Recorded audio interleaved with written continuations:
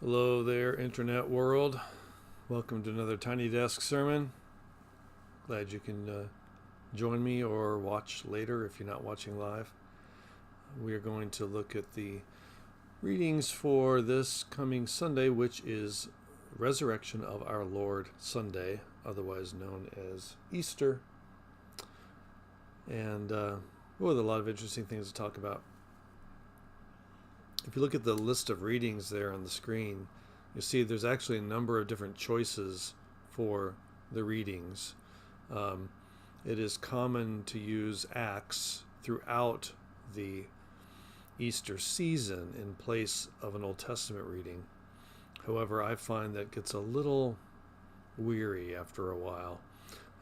We're going to use the Isaiah 65 reading because it, I think, is a great poetic reflection on the meaning of resurrection. and then you can see for the gospel reading there is the choice between Luke and John. So different traditions about which gospel you read when. Often John is considered the norm for Easter morning. And Luke might be used at the vigil or the other gospels. I've actually been following a reverse pattern of that because I get tired of preaching on John's resurrection story every year. So we're going to pay attention to Luke today. All right, let me jump way ahead and let's look at what Luke says. On the first day of the week, so that means Sunday because Saturday is the Sabbath, the women came to the tomb. The women are mentioned earlier as having been at the crucifixion. Taking the spices that they had prepared, they found the stone rolled away from the tomb, but when they went in, they did not find the body. While they were perplexed about this, suddenly 2 men in dazzling clothes stood beside them. The women were terrified and bowed their faces to the ground. But the men said to them, "Why do you look for the living among the dead? He is not here, but has risen. Remember how he told you while he was still in Galilee. The Son of Man must be handed over to sinners and be crucified, and on the 3rd day rise again." Then they remembered his words, and returning from the tomb, they told all this to the 11 and to all the rest. Now it was Mary Magdalene, Joanna, Mary the mother of James, and the other women with them who told this to the disciples. But these words seemed like an idle tale, and they did not believe them. But Peter got up and ran to the tomb. Stooping and looking in, he saw the linen cloths by themselves. Then he went home, amazed at what had happened. So as I'm reading this, it occurs to me, of course, the whole idea that because the women are relaying this story, sounds like an idle tale to the men, which is one way of interpreting this story. Then Peter going and checking it out might be the first recorded incidents of mansplaining. It could be until they heard it coming from Peter. You say exactly the same thing the women were saying, but it has more authority. That may be what's going on there. It may be just that the story itself is so unbelievable that it seems like an idle tale no matter who is telling it. All right, so the resurrection stories are challenging to know what to do with them. And one of the reasons they're challenging is they are all very different. The story we get in Mark, which is the first gospel written, is quite simple. And then Matthew and Luke seem to expand on it. And then John gives an entirely different version as well. Let me show you there we go, a website I found that shows a comparison of the resurrection stories.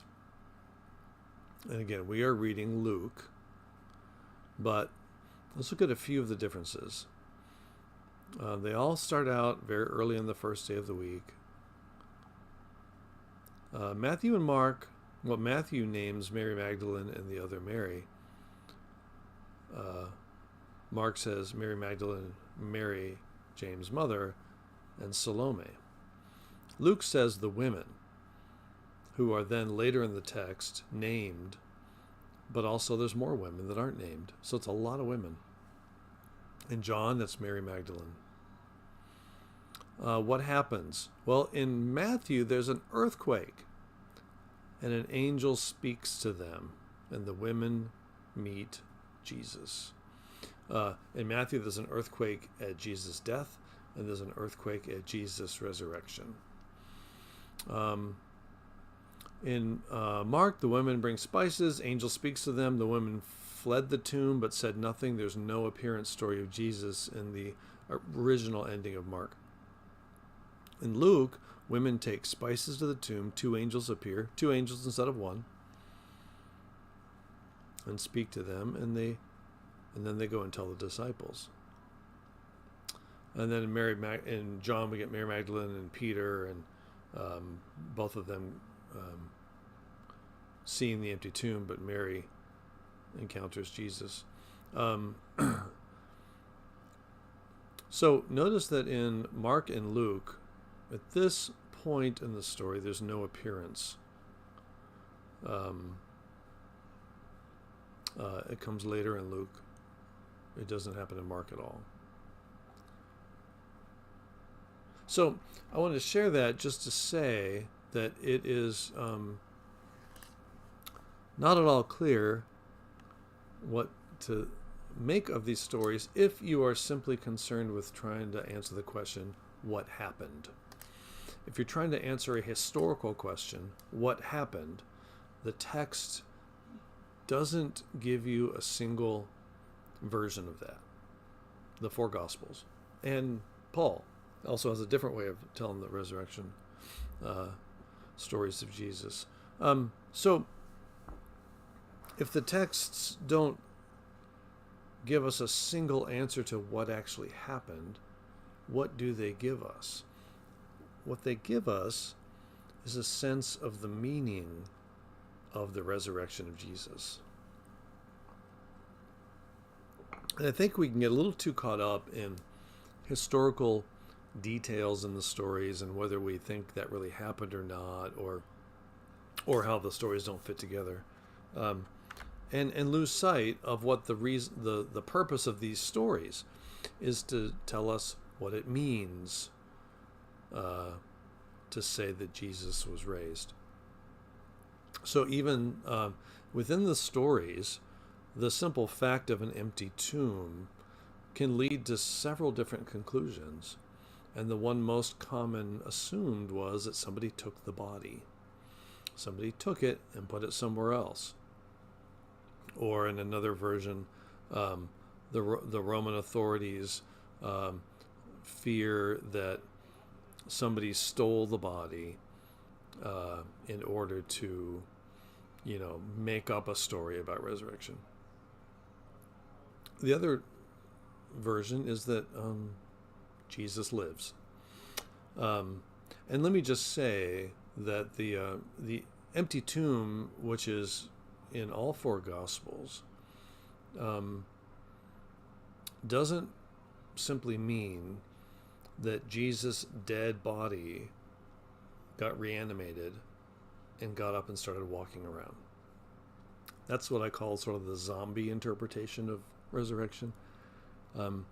Something much more mysterious is happening, and it is an act of God's creation, an act of God's new creation.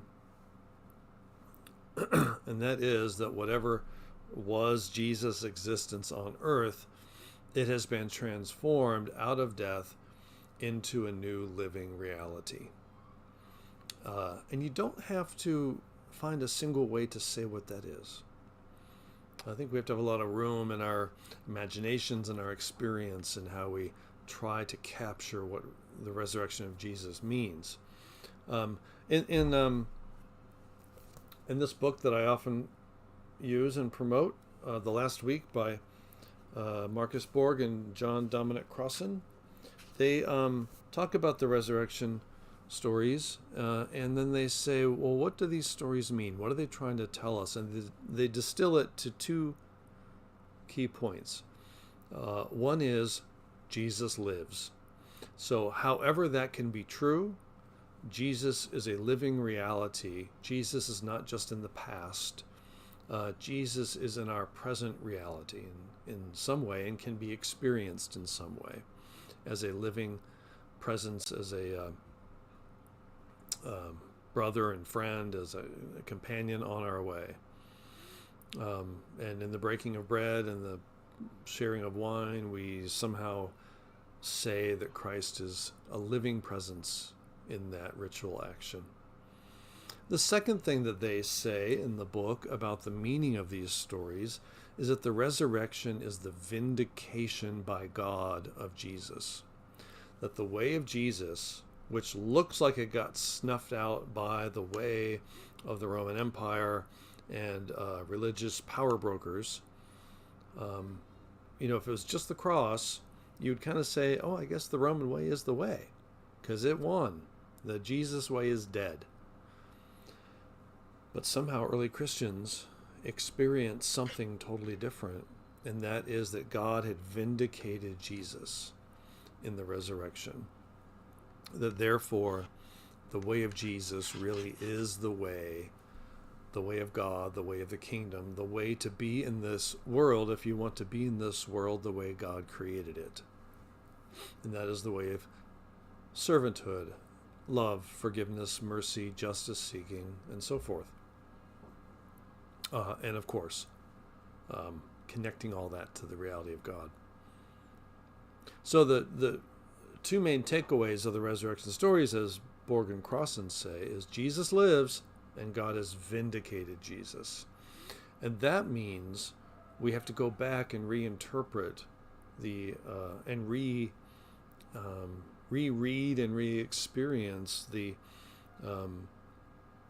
life and crucifixion of Jesus and understand it differently.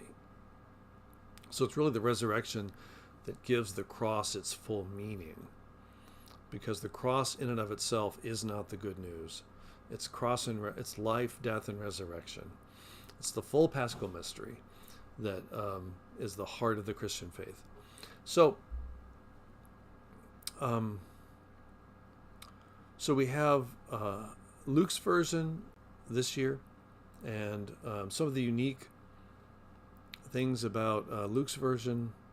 As we said, there are more women there. We don't even know how many, and they're named, and they're different from some of the other names. There are two angels instead of one. The two men are in dazzling clothes. I like that word dazzling appears once before in the Transfiguration story, which is often seen as a sort of pre-shadowing of resurrection. Dazzling clothes, which means something, this is not normal stuff here. These are divine sent beings.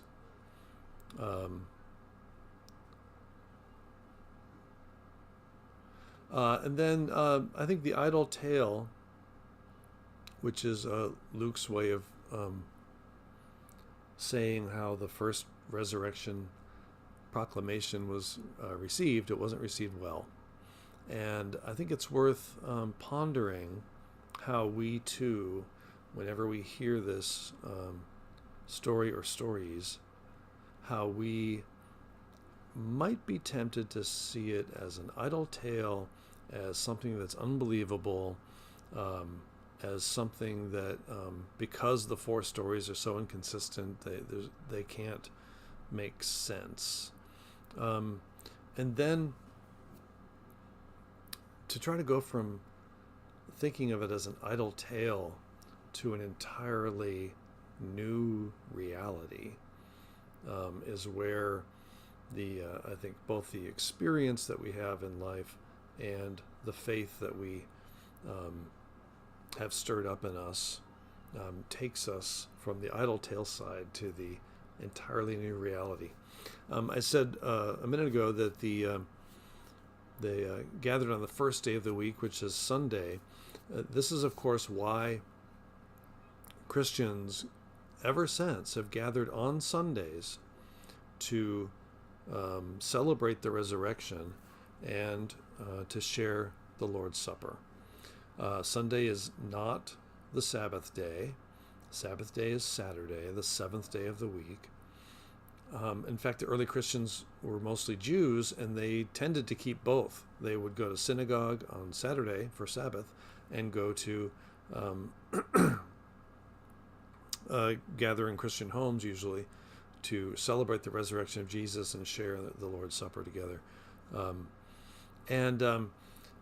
This is why in the Christian tradition early on, the day of resurrection, the first day of the week, is also called the eighth day of creation.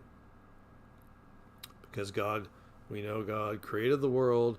God sort of continues to create and form the world. But in the resurrection of Christ, a new day of creation, the seventh day, the day after God rested,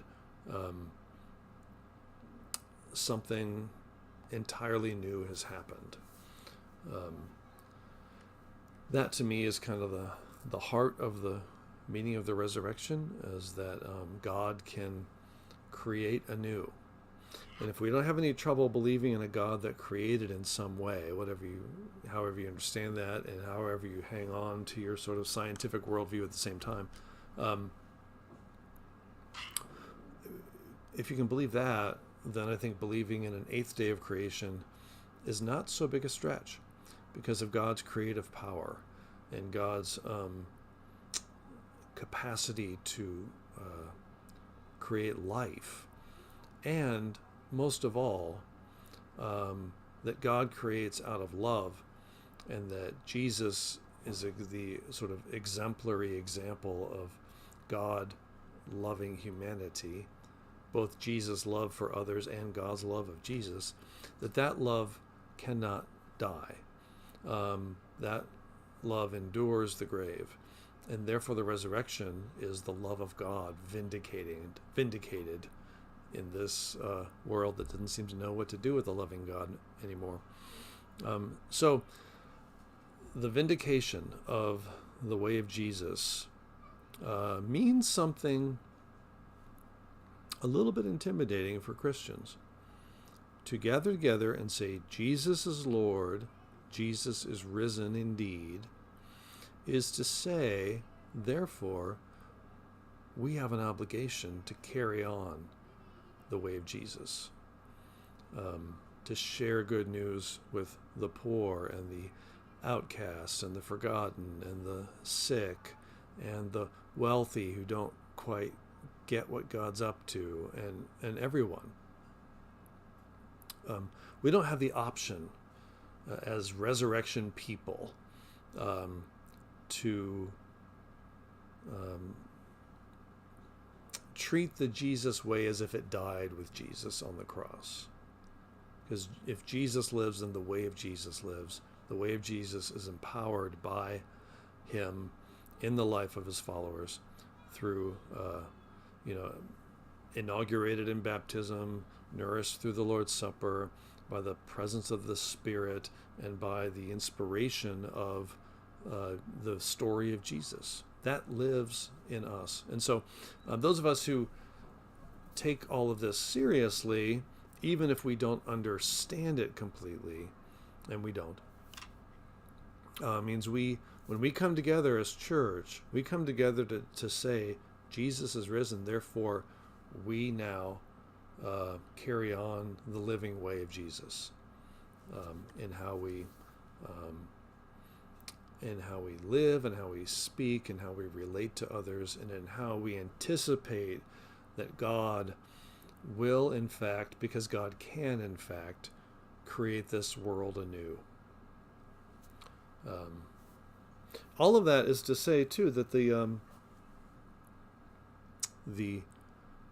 inherent power of resurrection faith is not simply faith that when I die, I go to heaven.